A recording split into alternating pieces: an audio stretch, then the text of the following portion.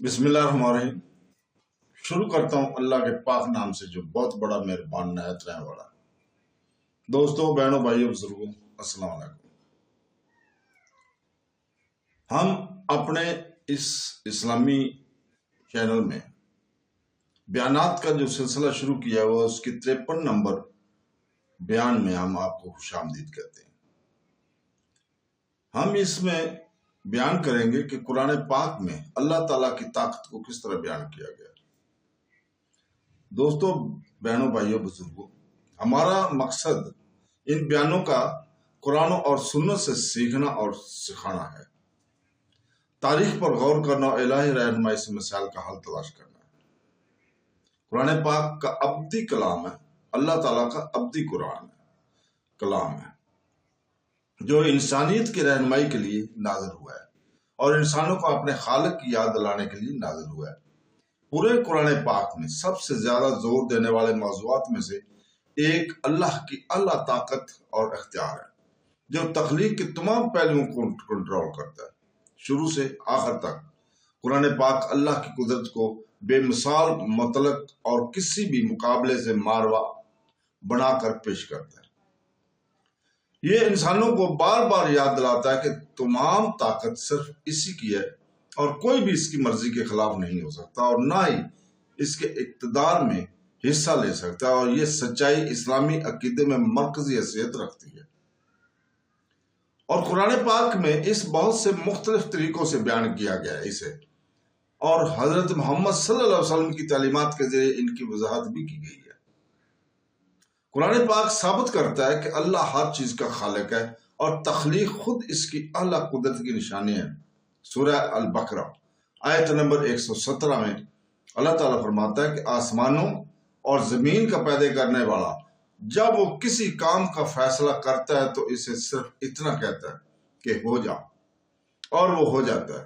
یہ آیت ظاہر کرتی ہے کہ اللہ تعالیٰ کو تخلیق کے لیے کسی اوزار، مواد یا شریر کی ضرورت نہیں ہوتی ہے، صرف اس کا حکم چیزوں کو وجود میں لاتا ہے جو اس کے مکمل کنٹرول اور لامحدود طاقت کی نمایاں کرتی ہے۔ کوئی انسان، بت یا قدرت کی قوت اس صلاحیت کے مالک نہیں ہو سکتی۔ اللہ تعالیٰ کی قدرت بھی اس کے علم اور غیب اور ظاہر پر اختیار کے ذریعے بیان کی گئی ہے۔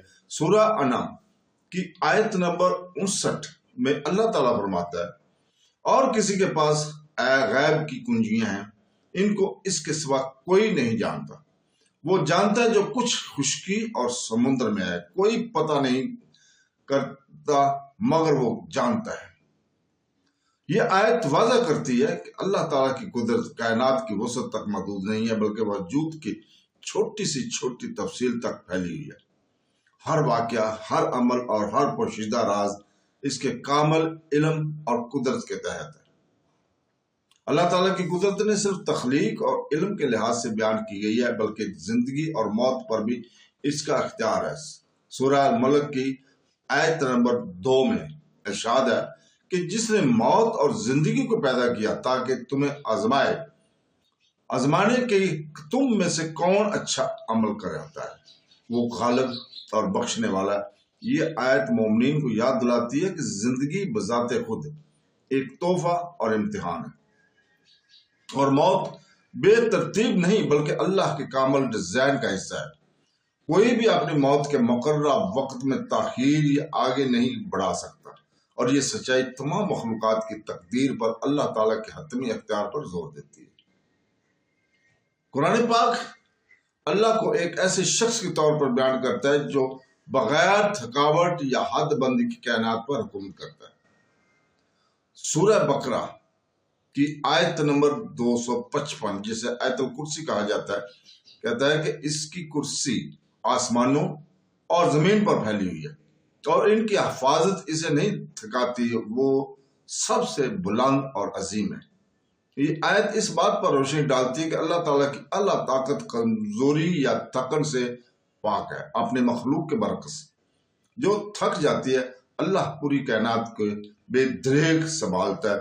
یہ الہی خوبی انسانیت کو اللہ پر ان کے اپنے انحصار اور کسی دوسرے پر بھروسہ کرنے کی فضولیت کی یاد دلاتا ہے۔ تو دوستو، اللہ تعالیٰ کی قدرت کا ایک اور اہم پہلو جس کا ذکر قرآن پاک میں کیا گیا ہے وہ حالات کو بدلنے کی صلاحیت انسانی سمجھ سے باہر ہے۔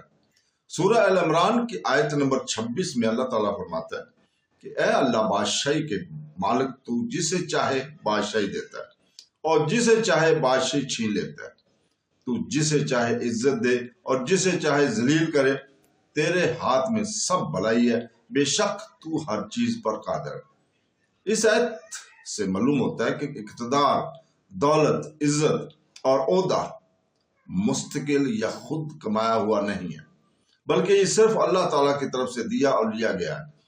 یہ لیڈروں اور حکمرانوں کے لیے ایک یاد دہانی کا کام کرتے ہیں کہ ان کی طاقت عارضی ہے اور اللہ کی مرضی کے تابع ہے۔ حضرت محمد صلی اللہ علیہ وسلم نے بھی اللہ کی قدرت کی عظمت بیان فرمائی ہے۔ صحیح مسلم کی حدیث نمبر 2756 میں ہے کہ رسول پاک صلی اللہ علیہ وسلم نے فرمایا کہ اللہ کا ہاتھ بھرا ہوا ہے اور اگر وہ دن رات گزارے تو اسے کوئی چیز کم نہیں کرے گی۔ کیا تم نہیں یہ دیکھتے کہ جب سے اس نے آسمانوں اور زمین کو پیدا کیا اس نے کیا خرچ کیا، پھر بھی ان کے ہاتھ میں جو کچھ ہے اس میں کوئی کمی نہیں آئی۔ یہ حدیث اللہ تعالیٰ کی لامحدود وسائل اور سخاوت پر زور دیتی ہے جو اس کے مسلسل دینے کے باوجود کبھی کم نہیں ہوتی۔ قیامت کے دن اللہ تعالیٰ کی اللہ قدرت کا آخری مظاہرہ دیکھنے کو ملے گا۔ قرآن کریم سورہ زمر کی آیت نمبر 67 میں بیان ہے کہ انہوں نے اللہ کی صحیح تعریف نہیں کی، جبکہ قیامت کے دن ساری زمین اس کی گرفت میں ہوگی اور آسمان اس کے دائیں ہاتھ میں لپٹے ہوئے ہوں گے۔ وہ بلند و بالا ہے اور اس سے بلند ہے جن کو وہ اس کے ساتھ شریک ٹھہراتے ہیں۔ یہ آیت بنی نوع انسان کو یاد دلاتی ہے کہ آسمانوں اور زمین کی شان و شوکت جو آسمان کے لیے وسیع اور لامحدود معلوم ہوتی ہے، اللہ کی قدرت کے مقابلے میں معمولی ہے۔ قرآن پاک یہ بھی واضح کرتا ہے کہ اللہ تعالیٰ کی طاقت کو کوئی چیلنج یا مزاحمت نہیں کر سکتا۔ سورہ فاتر کی آیت نمبر 2 میں اللہ تعالیٰ فرماتا ہے کہ اللہ تعالیٰ جس رحمت کو لوگوں کے لیے کھول دے اسے کوئی نہیں روک سکتا۔ تو دوستو، اس کے ساتھ ہی آج ہم اجازت چاہتے ہیں۔ کل تک کے لیے اللہ حافظ۔